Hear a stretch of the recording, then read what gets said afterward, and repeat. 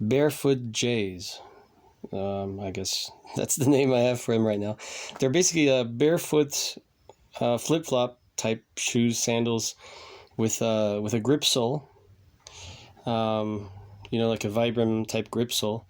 So that they're better for walking on rocks and things like that, and walking in the desert if you're going hiking and things. This is actually the very first prototype of this shoe that I'm making. The idea was in part inspired by other barefoot runner type shoes that are minimalist, really extreme minimalist, in the sense that all they have is a sole with a leather upper, and just some strapping to kind of hold the whole thing together. So if you're wondering why I didn't just go ahead and buy a pre-made pair, well, for two reasons. One, because the shape of my foot is a little bit wider and shorter than sort of the average, I think, and so my feet tend to not always fit exactly the kind of shoe I'm looking for. And the other reason is because the strapping, when I looked at some of the other models, the strapping didn't quite sit right with me. Like I didn't feel like it would give me the kind of firm hold on my foot that this particular model does. And so I've been thinking about it for a long time, wondering how on earth am I going to solve this problem of the strapping and doing it a little bit differently than everybody else does. And so this is kind of what I've come up with. It's like it's a dual strap with a third strap that goes around your ankle here, and including a loop around the toe. And the double loop here, what that does is really kind of, it cements and holds your foot firmly in place with the sole. Basically, it holds the sole of your foot, really firmly attached to the bottom of your foot, but using as minimal of webbing and strapping as possible. So therefore, that gives you a bit of a bit more confidence when you're walking with this kind of shoe. So for those who may be interested, where the name Barefoot J comes from, it really refers to the lacing. The J refers to the lacing, because this lacing was the original. That was the first one I came up with, and seemed to be the most obvious idea. Well, you can see it here, why it's called J, because it's in reverse. It looks like the letter J. When I first made the prototype, I originally had it as just one lace, but then I quickly realized that it wasn't quite strong enough over here to hold the pressure of my foot sliding sideways. So that's why I added the second lace over here. Now it becomes sort of a double J, if you want to call it that, and that's like the upgraded version. We're going to need a few materials, and some of them, most of these are easy to buy, especially online, if you find them. Some of these materials, like the webbing, you may even have already laying around the house. If you have like a dog leash or an old bag with strapping on it, if you feel free to reuse that stuff. It's pretty straightforward. So the sole is, as you can see, this is leather on top. It's a leather upper, right? And the bottom is a Vibram material. It's I think 4 millimeters thick. Now this leather actually came from an old sofa that was being discarded. I'll show you what that looks like. It was actually leather like this, right? So one side is kind of polished, and behind it you can see the kind of suede of the leather. The Vibram material itself looks like this. This is, I believe this is about 4 millimeters. So obviously this is like a good quality sole. In the future version of this, I might use a slightly thicker sole with an even thicker grip lines. Just because, if I really want even better grip, climbing on rocks and stuff, this may not even be adequate. We'll see. I still have to try this out. So you're going to need, enough fabric, obviously, to cover at least two of your feet. So when you get these two materials, you're going to need one more to glue it all together. And in this case, I'm using Barge all-purpose cement. This is the tube version, the blue version, which apparently doesn't have a particular ingredient, so it's not quite the same formula as the original Barge, which came in a yellow can. I don't find them in the stores anymore. Otherwise, any kind of this kind of cement that glues leather and rubber, should do the trick. So the first thing you want to do, of course, is the footbed. So this is the right foot that I have. So this is the left foot. I'm actually going to do this tutorial by making the right foot. Now this one has already been glued, as you can see. It's nice. It's very well. It's firmly on there. It's not, you know, the leather's not coming off. And you can see right there this kind of yellowy stuff. That's a little bit of the dried cement. To make this, well, I just use some cardboard. You just stand all your foot on the cardboard or the paper, and you just use a pencil to trace a nice outline of your foot. Of course, you don't want to trace every little detail of your toe, but you just want to make a nice line that kind of goes all the way around. You can see the outline here that I've already made, that goes all the way around. This is the outline of my left foot. So you want to do this first with a piece of cardboard, for example, on a flat surface on the floor, so that when you're stepping on it, it doesn't bend the cardboard or anything. You just want to cut it out. You know, just follow the outline.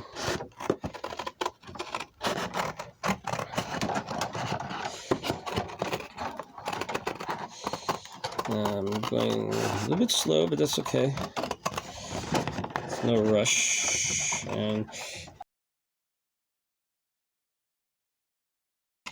And of course, it's always better to cut a little bit wider rather than, you know, too tight, because if it does turn out to be a little bit too skinny, then it's easier to cut later. So yeah, so once you have your foot shape, it's pretty straightforward. On the leather, you're going to want to mark the suede side, not the nice side. Unless, of course, you want to have a suede footbed. That's entirely up to you. You can do it that way too. Using a pen on the back side, and I just, you know, on a slightly bigger piece of leather, I just traced the outline with a little bit of extra, as you'll see with a nice pair of scissors like these. So you cut the leather for your shape, and then you do the same with the Vibram sole. And believe it or not, this Vibram with these scissors cuts, you know, like butter. I mean, it's just very, very easy to just cut through the rubber. So once you have your footbeds, it's literally just a matter of taking some of your barge cement, and you're going to want to apply it, and then use something like a, you know, chopstick to just smear it across. You don't need to put too much, but you need to put enough that when you squeeze the two together, when you press them, you don't want like all the goop going sideways because you have too much of it. So you want enough on there to kind of give it a nice coating and a nice even spread. And then you're going to take that side, the flat side of the Vibram, and glue it to the side of the leather that you want, so that, you know, the bottom is your sole, and then the top is the part that you want to be standing on. What's important though is that, you know, the fumes are pretty strong that come off this stuff. So you do not want to be inhaling these fumes. You want to do this outside. When you're gluing, always do it outside if you can, or in an extremely well ventilated area, because the fumes are not good for your brain, your mental health. So it takes at least a day to cure properly, I think. But once I glue it, what I do is I take a piece of cardboard. So I set this on, and I take another piece of cardboard to cover it up with, you know, so that if in case anything leaks, you know, it leaks into the cardboard and doesn't affect anything. And then I'll take something really heavy, like a big brick. Like if you're doing this outside, it's perfect, because often you have like big bricks laying around, or pots, you know, clay pots, and you just sit the brick or the pot on top of the glued layers, and you just let it sit overnight for at least 24 hours. In this case, I actually left it outside for 2 days. You know, as you can see, it's, you know, it's nice and tight and flush and everything, and like this isn't coming apart. And then when you're ready to continue, I don't know if you can see that very well. You see the leather kind of sticks out a little bit over the Vibram to be flush. You know, I wanted it to look like they were cut together.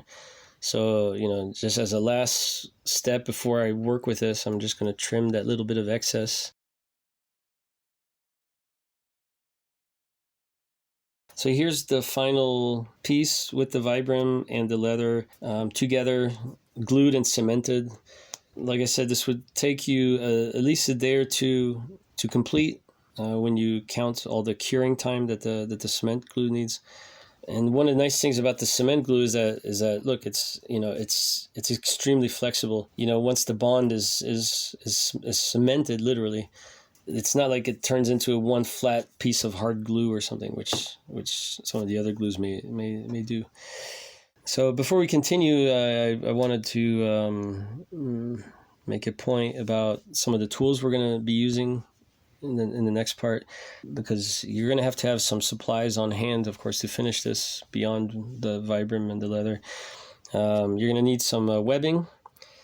This is a nylon. It's 3/8 of an inch wide and about, I think it's 1.25 millimeter or something like that. Usually it's a little bit less, maybe 1 millimeter, whatever that is in inches, I don't know. But this is 3/8 of an inch wide. Like I said, nylon. It's good quality stuff, used for like leashes and things like that. Now, just to make a point that, if you're not familiar with nylon and polyester type webbings, is when you cut them, you end up with a lot of kind of loose strands and things. And so you're going to want to cauterize it in a way. What you do is you take a lighter and you just apply a bit of heat from a flame, which will melt the nylon a little bit. And, be careful not to touch it with your fingers if you can, but maybe use pliers if you need to kind of flatten it or squish it, and then once it dries, it'll hold. The whole idea is to prevent the webbing from coming undone, and so that's why you're going to want to do that. So make sure you do that every time you see me cut the webbing in this video. You're going to need a few things. One of them is a 3/8 of an inch buckle. All right, this is a side buckle. Looks like this when you order it. And just to make a point, this has 2 holes for the webbing to pass through on one side and only one on the other. Now, some buckles you can get with 2 and 2, or just 1 and 1. If you do the 1 and 1, you're definitely going to need these on either side to hold the strapping in place, unless you sew it, or you make it like for, there's different aesthetic choices you can make about how you want these buckles to attach themselves. And, in my case, for this sandal, I just made it like this so that the one fits into the other, and then the back end can be tightened. Very simple. And I use here in the front, I use one of these to not only hold the extra nylon in place, but also to use as a placeholder for the other strap, and that works actually very, very well. I forget what these are called. They're Tri something or another. Tri because there's 3, I guess. But yeah, generally you're going to want at least 1, if not 2 of these, and then something like this. And of course, there's different kinds of buckles. There's flat center punch buckles. There's, you don't even need a buckle. In fact, you can just use one of these if you really want to, and just modify the sandal to your liking. But those are the ones I've chosen, and they work with this webbing, very well. So I'm using a gold Sharpie marker to make markings on my leather. Now, because this is a prototype shoe for me, I really don't care about marking things that don't belong there, because that's part of the development process, is to make changes. And so I make markings, I cut things, whatever. And here I've made the markings for where I wanted to punch the holes, or the slits for the webbing to go through in the leather. So you can probably see that. And so the gold is a complementary color to the brown here. It looks nice, even if it doesn't look right. Much better than using blue or black or green or something, And normally you wouldn't want to do this in the first place, but that's okay. In order, to make the slits in the leather, you're going to want to use a tool such as this one, which is actually a wood carving tool, right? So you can see that it's got the wooden handle and the metal and the angled edge. I'm sure there are leather versions of these tools, but I don't have one, so I'm just using this as an alternative. And this works really well. And I use that with a really heavy hammer. And the reason for using a heavy hammer is because it puts so much weight on the downstroke that it makes it much, much easier for the metal to pierce the leather and the rubber simultaneously of the sole when I go to make the slit. Because the slits have to go all the way through, to really be able to use it, of course. And so, just a few good solid, strokes and you're through. I mean, you can use a, not so heavy hammer. Use whatever you got, but like a heavy hammer makes it really just a little bit easier. Then later on, you're gonna need just a flathead screwdriver that's not wider, preferably only half as wide as the slit. So that's what this one is. This I find is also useful. It's like a pick, right? Either for making holes, puncturing holes, but also can be used for, when you're tightening the webbing, if you need to undo it, this will get under the webbing and help and make it easier for you to pull out the webbing again. So a tool like this is quite indispensable. The first thing, of course, you're going to want to do is to measure out a piece of webbing that's long enough. This is going to depend on the size of your foot, of course, and the size of your ankle, and everything else will depend on how much webbing you need. As a safe amount for me to use, 4 feet should definitely be safe. You'll have plenty of extra, and that allows me some flexibility to loosen or tighten. And then when you cut it, just remember to seal the end so that it doesn't fray. You don't want it to catch fire. Then squeeze it, pinch it with a pair of pliers, because that'll make it going through the shoe, the slits later in the shoe much easier. So in this next part, we're going to be doing the webbing and doing everything to the sole. So here's my foot. It might look a bit odd at this angle, but just bear with me, because the first part I have to do the strap. It goes like this, and then like this,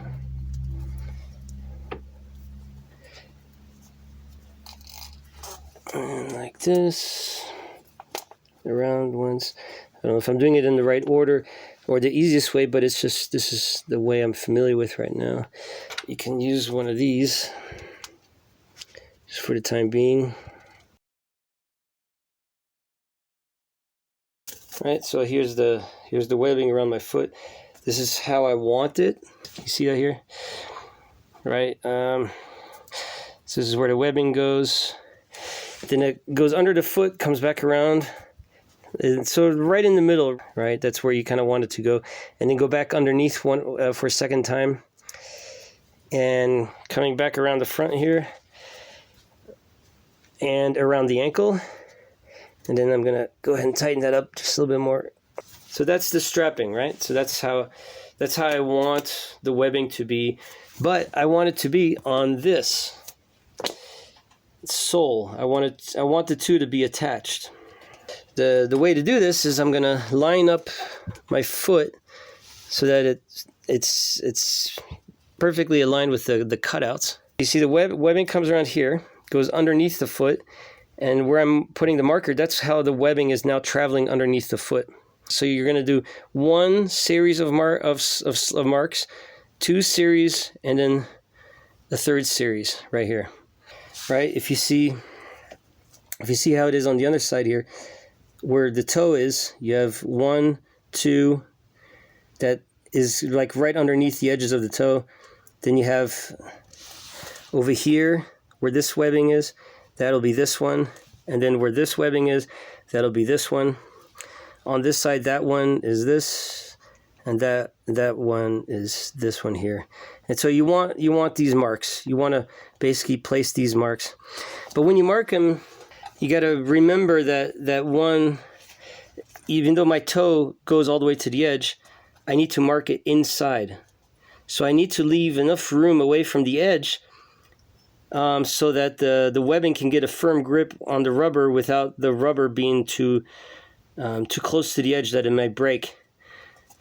Yeah. So as you can see, all of these are in by about 3/8 of an inch maybe. And the other thing is, it's not just one mark that I'm doing here, it's actually 2 marks. The webbing goes underneath and comes back around, and then goes underneath and then comes back around again. So it's like you're actually doing four marks here. It's 1, 2, 3, and 4. And just like here too, it's 1, 2, 3, and 4.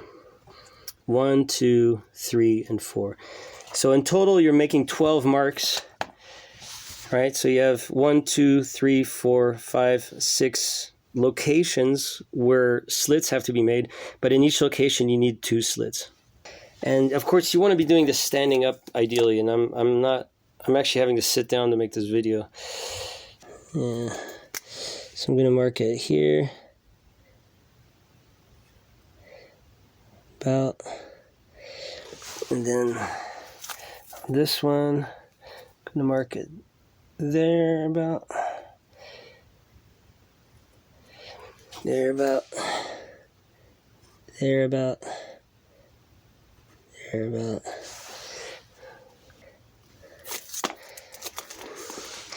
So it's not very nice, but it's something like that. I'm going to make maybe 1 or 2 minor adjustments just to align these a little bit better, but other than that, I think we're pretty good to go. Just a little bit here. Further. This one too, a little bit further down. And the other thing is that you see there's an angle here, so I'm going to make it an angle too, so that it has a little bit more of a, so I know to cut into it a little bit better. All right, so now that I have the marks, now I can use the tool to hammer in the slits. So I'll be doing that now.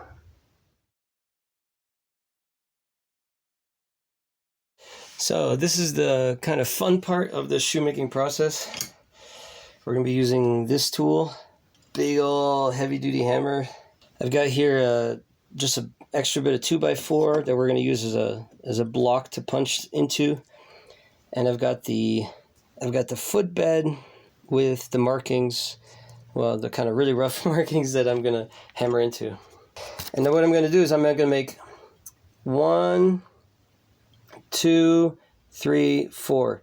So I'm going to use the marking as a guide and make 2 markings with about, I don't know, a quarter to at least a 1/4 inch distance in between them. Be careful, do not break it. Do not, hammer so close that this part in between gets broken anyway. You want to keep it intact. Down there about, that's pretty good. So, right, so you see, I know I've gone through because, right, that, and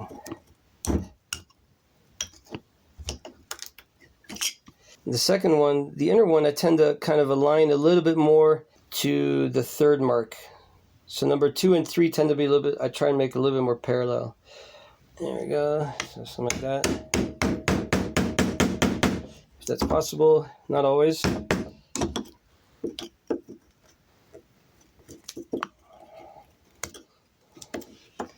Okay.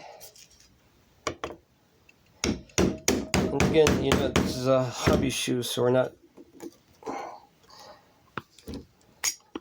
this isn't gonna, I don't expect this to be as precise as it might ordinarily be, but that's okay.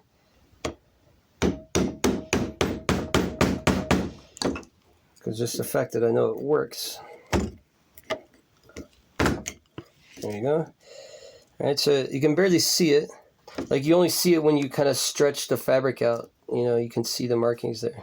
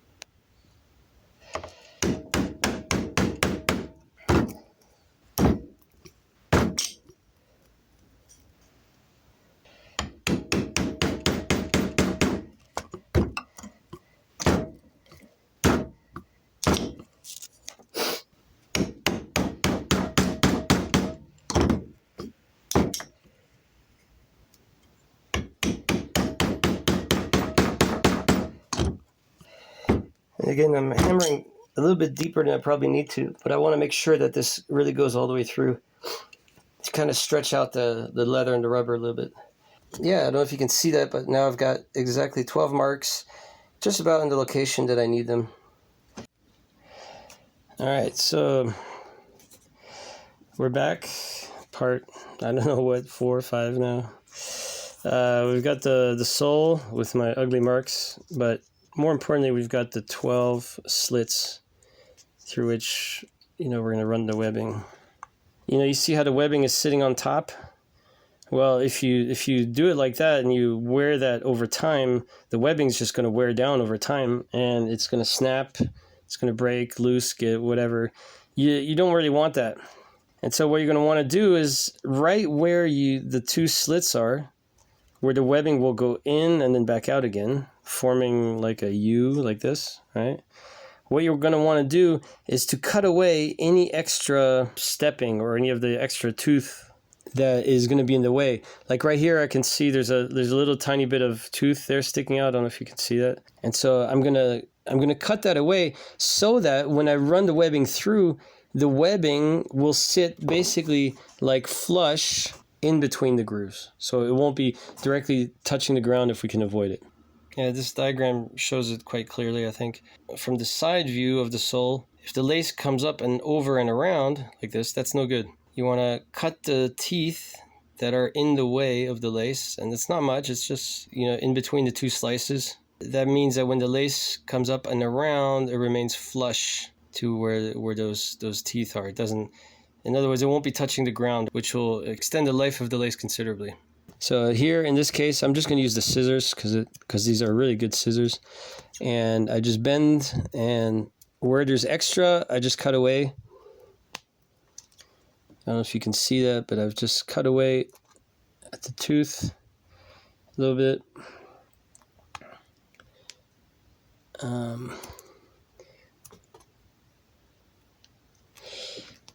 Just because I don't want that to push the webbing up, because I want the webbing to be flush underneath and sort of fall in between the grooves.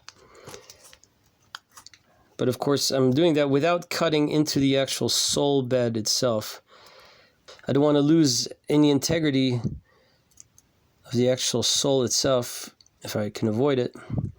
I'm only cutting away as little as possible just to make it flush, leaving the rest of it intact. So I've cut away enough that I'm happy with that. So, and then in this case, I can see right there, maybe you can see that, there's a big part sticking out right here.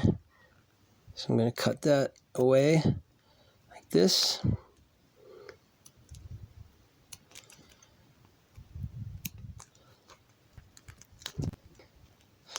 The thing is, if you don't understand what I'm describing here, you'll understand the moment you work with it.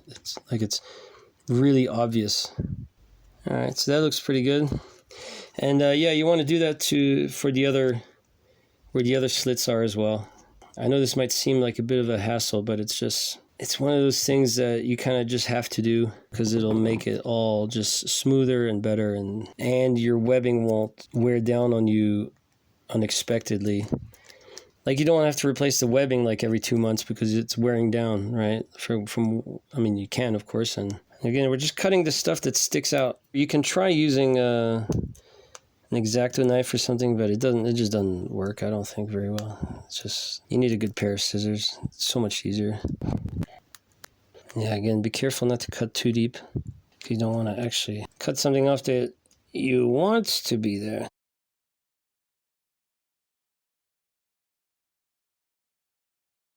So, okay, so now this is prepped. This is ready to go, and basically we can start threading the pre-cut webbing that we have here. Now the first one you're going to want to do is the toe, and specifically where it comes out, probably be your entry point, because that, that's the part where you're going to attach the female part of the buckle. All right, you see this? So that's going to come out here. Now, for this one, we're going to make it a little bit longer than the one I've already made here. All right, so the way to do it is first, you see here, if I fold a little bit, I can see where the entrance is, where the first slit is. I feel where the entrance is, and now I'm going to use the screwdriver to push the end bit through. I mean, there's different ways you can do it, but this is just kind of how I ended up doing it. So if I look on the other side, you should be able to see it push through. You see that? There's the webbing pushing through, coming through the other side. There we go. It gets easier, trust me, once you do it a few times. So yeah, this is going to be like this.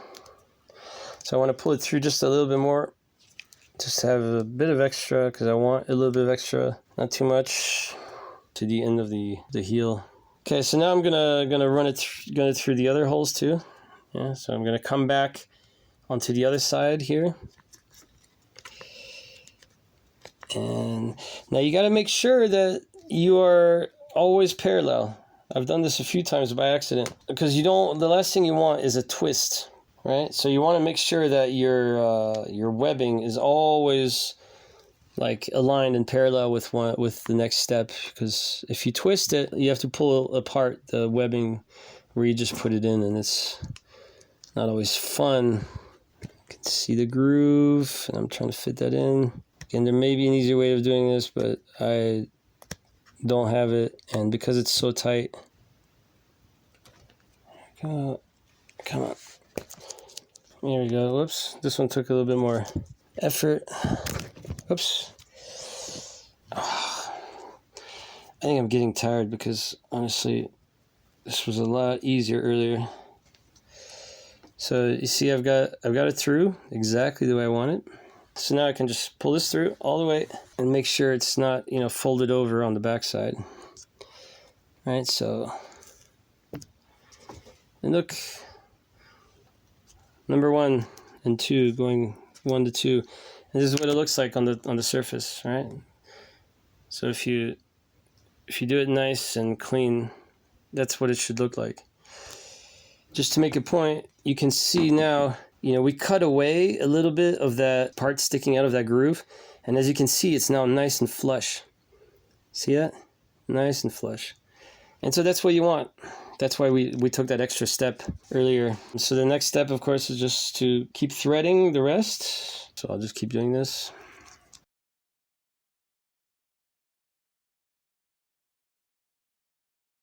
And so here we go again.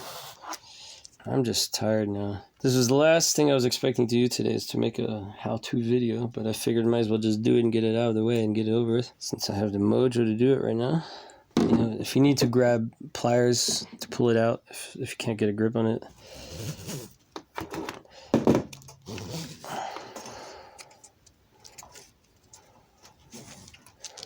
See, there it is. Look how clean that is.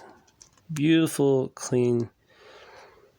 And because we've removed some of the groove, you see that? It's flush, like it disappears.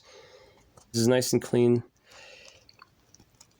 This illustration shows it like really well. The first lace kind of goes into that hole, number 1, goes down underneath, comes back, hole number 2 or slice number 2, and down slice number 3 again, pulling flat across, and back up slice number 4. And then since the first hole is the one, you leave that kind of shorter. Then 4 goes across to become 5, and then the sequence repeats 5, 6, 7, 8, just like this one does. So you do the exact same thing as 5, 6, 7, 8. 8 goes across to 9, and 9 repeats over here. You do the exact same sequence over here. So it's 9, 10, 11, 12. That's the first row. So now this one will come around on the front, and we'll go into the far slit here, right? Because this is the toe.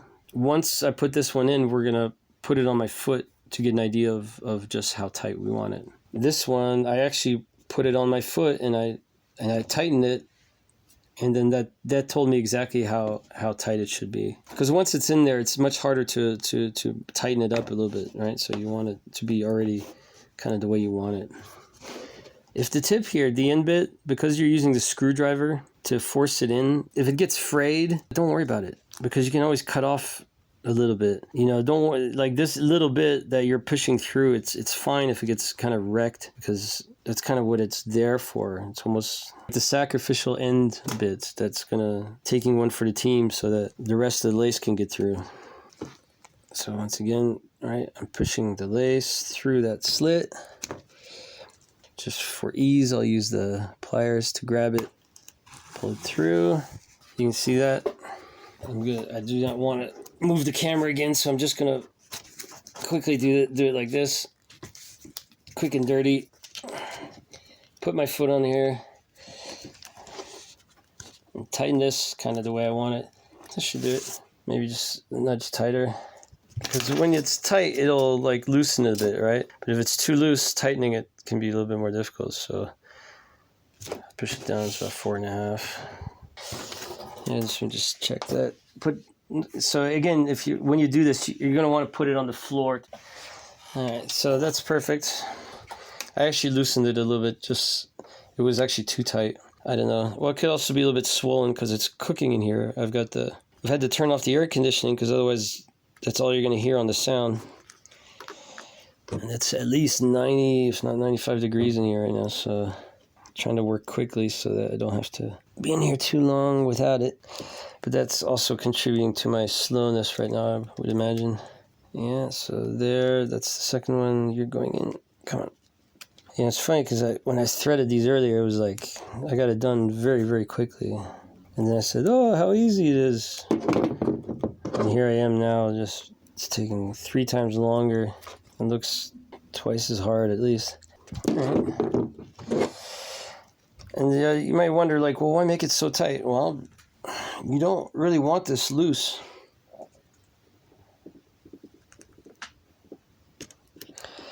There you go. And don't be afraid of the leather breaking. Usually leather's pretty sturdy stuff.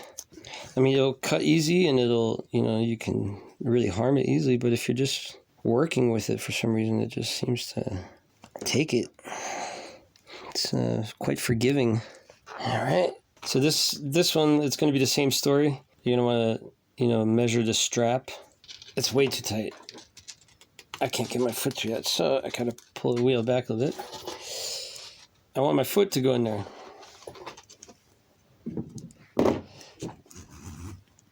There you go. Once again, see that? Nice and flush. All of them. So as you can see now, this is kind of taking shape.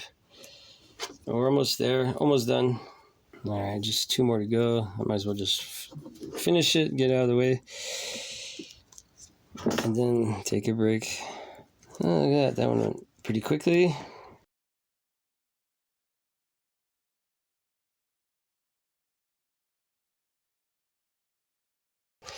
All right, so look at this. We're done. All that we need to do now is finish it off, so to speak. I'm going to do this the same way I did with the other one. Just to give it a bit more integrity of like holding the shape of the flip-flop together. See that? That's so when I put my foot in it, see that? It's a nice fit, and this stub or whatever thing isn't in the way, but it's a nice clean. So the strap goes around and comes around like this, right? Because it goes around your ankle and connects up here. So this part with the teeth on the bottom is going to end up being here somewhere. So I'm just putting that in for now. The tooth part goes here. So it needs to be a little bit massaged, if you will. Coerced. Alright, so there's that. Right, like this. The male of the buckle. And then this is just a matter of really you position it kind of where you want it. Yeah, that'll work. So I run this through up here, down through here. Let's see how far I have to go. There we go. Ta-da! So now I'm basically ready to try them on. So if I get my foot in here, up around the first strap. Oh, this would be so much easier on the ground, but that's okay. So here's the strap. This goes around. Comes back around once, like this. And look at that. Ta-da! Now actually, what I really want to do, is pass it through underneath. See that? So that it loops around like this. Yeah, see it? Nice and beautiful. Oh, and they feel great. So, as you can see, ta-da! Woo! This is the Barefoot J on the right foot. I have not tweaked the adjustments a little bit. Like, this is just as you saw me make it, and this is the product as it's come out. As you can see, the sole goes with my foot, right?